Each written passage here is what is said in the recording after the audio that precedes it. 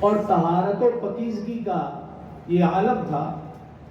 حضرت حلیمہ سعدیہ رضی اللہ عنہا فرماتی ہیں 4 سال رسول اللہ صلی اللہ علیہ وسلم کی ابتدائی 4 سال آپ صلی اللہ علیہ وسلم میرے پاس رہے۔ ان 4 سالوں میں کبھی بھی رسول اللہ صلی اللہ علیہ وسلم کے جسم پر یا کپڑوں پر کبھی گندگی نہیں لگی۔ آپ صلی اللہ علیہ وسلم کے رفع حاجت کے اوقات متعین تھے۔ اگر کبھی آپ صلی اللہ علیہ وسلم کے جسم سے کپڑا ہٹ جاتا تو میں یہ دیکھ کر حیران رہ جاتی کہ کپڑا خود بخود ٹھیک ہو جاتا، یعنی فرشتے آپ صلی اللہ علیہ وسلم کے سطر کو کھلنے نہیں دیتے تھے۔ جب سطر کھلتا فرشتے کپڑا ٹھیک کر دیتے۔